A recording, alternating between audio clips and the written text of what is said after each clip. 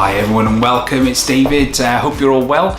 So today's video we're going to be talking about the Oukitel K3. So I looked at the bigger brother of this back around in July. That was the K10000 Pro.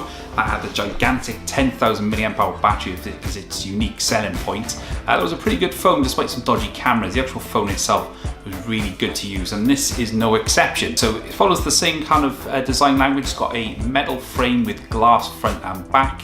On the tops you do have this kind of strange patterned plastic, but the build quality itself of the phone is actually really good. It does look really nice, especially with the glossy glass back. You do get this cover in the box, which is free. It's actually a nice cover. It's a little bit flimsy, but once it's actually on the phone it is pretty solid and it looks pretty good as well at the same time. It's got a full HD 1080p IPS display. It's actually manufactured by Sharp, but it's actually one of the best points of the phone. It's got really good viewing angles, nice inky blacks for an LCD display, and it generally does look really good. I am really pleased with the way this looks on the phone.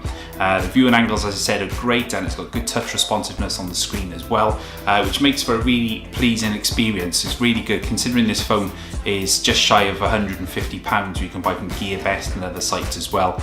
It's really good to see they've made an effort with the display because it does look really good. So it does have a fingerprint sensor built into the home key on the front of the phone. It's reasonably fast, but it's not very accurate all of the time, I noticed. With the K10000 Pro, that had the fingerprint sensor mounted on the back, which kind of rested where your index finger would go, and that was actually a capacitive key, which wasn't a clicky key, and it was pretty accurate. But this one is not so accurate. It does take a couple of presses to actually get the phone to actually wake up. Obviously you can use the pattern or a password of your choice, but it would be nice if they'd made that a little bit more responsive at the same time. As with most of the Chinese phones that we see these days, it does have the MediaTek 6750 octa-core processor. It's got 4GB of RAM and 64GB of built-in storage, which is really generous considering the price tag. You can add to that with 128GB SD card, and you can actually use that as internal storage as well with the adaptive storage feature. So it's got dual 16 megapixel front and rear camera. So I say dual, so it's got one 16 megapixel sensor and a secondary 2 megapixel sensor, and that's repeated front and back on the handset. The actual cameras themselves don't actually light the world with their quality. They are usable at best, and I didn't feel that the cameras were the strongest point of the phone. The pictures do come out quite nice. You can get some good detail and you can get some good sort of bokeh effects if you sort of make the effort with them. But again, these are not the strongest point of the phone, and it was something that I didn't really feel was something that they made a great amount of effort on. I would much rather one good singular camera rather than two mediocre cameras. If you're listening to Oukitel, then please bear that in mind for future revisions. It feels like a bit of a Me Too feature. You know, there's lots of phones now with dual camera setups, and I think this is just a step too far, to be honest, because the actual secondary camera doesn't really add much to the experience. So it's probably better in future phones if they have one really good camera, because it doesn't really add anything to the experience, and it just ends up with things looking pretty poor. It does record video up to 1080p at 30 frames per second. It's actually not bad in the right light. It does have trouble with exposure, I found.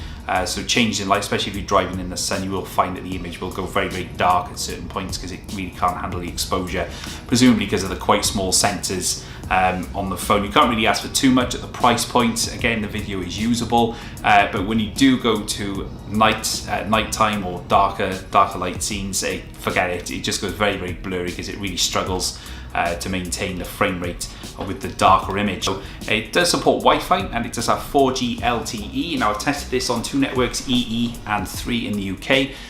Just as good as my OnePlus 3T. You get really good call quality, good speed when it's downloading on 4G. There's no signal drops in good signal areas. In the weaker areas, yes, it's the same as my usual daily drive with the OnePlus 3T. But in all fairness, for the price, they do have good LTE radios in these phones, and it does really work well, which is a good thing. So under the hoods, you've got Android 7.0 Nuggets. It's pretty much stock experience. There's no annoying skins added over the top of it. There are a few homegrown apps in the phone which don't really get in the way. You can kind of block them or uninstall them, but the actual user experience is actually really good. It's nice and smooth. There was no stutters, and using the phone for a week as my daily driver through the testing period, I had no complaints whatsoever. It did everything that I would usually do with my usual music services, sending out text messages, reading my emails, browsing the web. It did everything well, and that's all you can ask for. For the price point, I actually thought it was very, very impressive for the money. The weight is one thing you do need to bear in mind. So it's a 240 gram handset, and you can really feel the weight of it, especially when you've got it in a pocket. You can see it's quite a thick phone.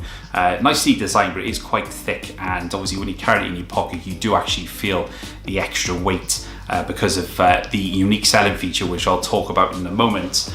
So yeah, it is something you can feel in your hand, especially if you're watching videos or if you're doing extended web browsing, for example. You will start to feel some fatigue in your hands after a short while. But on the whole, the phone is actually very, very solid. It's very well made. There's no creaks or groans when you're sort of using it, and everything's nicely put together. The buttons as well are nicely clicky, which is good. I like clicky buttons, and it doesn't feel like it's been shoddily put together, which is really, really nice. Again, for the price, very, very nicely put together piece of kit. So this moves on then to the unique selling point. So again, this is very much in the same vein as the K10000 Pro, which I reviewed earlier on in the year. So this doesn't have quite as big a battery. This is a 6,000 milliamp hour battery. My OnePlus 3T I have to charge pretty much at the end of every day. I'm a power user, so I do have to recharge pretty much at the end of every day, which is kind of expected. But with this, with the same kind of usage, I was able to get almost 2 days of full usage with this phone, and that was using it quite a lot. That is so impressive. It just refused to kind of give up, and basically I didn't switch the phone on for about a week after I'd finished using it. So I picked it back up out of the box, and it was still on 96%, and usually when you get that when it's been on standby, as soon as you start using it, the battery will decrease significantly, obviously, as you start using it. But that's not the case with this thing. This thing really has got a monster of a battery, and it's really, really impressive battery life and stamina across the board, even when playing games and using it heavily with the screen on full brightness. Really, really does a good job. I was really impressed with it. The other good feature with this is that it has the on-the-go USB on-the-go feature. So as well as being able to read USB sticks, or if you've got an SD card reader with an adapter, you can pop them in the USB on-the-go adapter, and the phone will read them absolutely fine. However, you can also charge other devices using the USB on-the-go cable. It's pretty impressive. It's not fast charging, but if you have a portable device around with you that uses a micro USB cable, then you're pretty much sorted. If you've got a camera, if it's an MP3 player, another phone, for example, say if you've got a friend who's stuck and needs some charge, maybe you're out at a concert, the pub, out for a meal, what have you, you can basically just put the USB on-the-go cable in the bottom of the phone, plug the USB cable from your friend's phone into this one, and off you go, and it'll just start charging. And because of the mammoth battery in this, once you finish charging the other device, you're not going to be left with hardly any juice in this one, because I did try it with the Xiaomi Mi A1. It charged the Mi A1 to full, and I still had 50% battery in this, which is really, really impressive. So as a unique selling point, if that's something that's important to you, then this is a really great choice. So on to some of the more daily and traditional features. We've got a 3.5mm headphone jack at the top of the phone. Did find plugging in headphones, the quality was good, but again, with phones at this price, I did find that the actual loudness wasn't very, very good. At utmost volume, you kind of have to crank the volume up to almost full to get anything near towards enjoyable volume, but even then it really wasn't that loud. Again, good quality, it's not really that much bass to it, but on the whole, it's not bad. You've got a singular loudspeaker at the bottom of the phone. Now, despite there being two grills, there is only one loudspeaker, and it really is just average at best. It's quite tinny, it doesn't get very loud either. It is literally just usable at best, and nothing more than that. So would you buy one?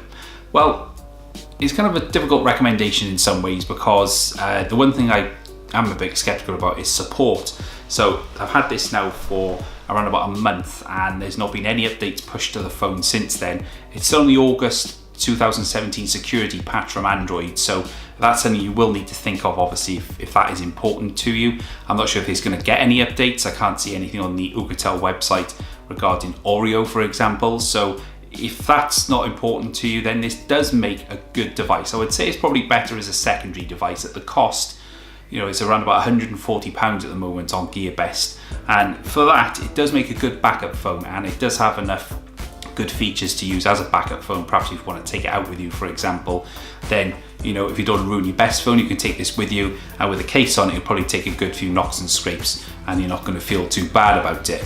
But yeah, I thought this was a good phone, and if this is something that you're wanting and you just want to say a little bit different, maybe it's a secondary device, then I really would recommend this. So don't forget to like the video if you enjoyed what you see, and also subscribe to my channel for more great content coming soon, as well as some other Chinese phones whenever I can find them. But for now, thanks very much for watching. My name's Mr. West, and I'll catch you guys later.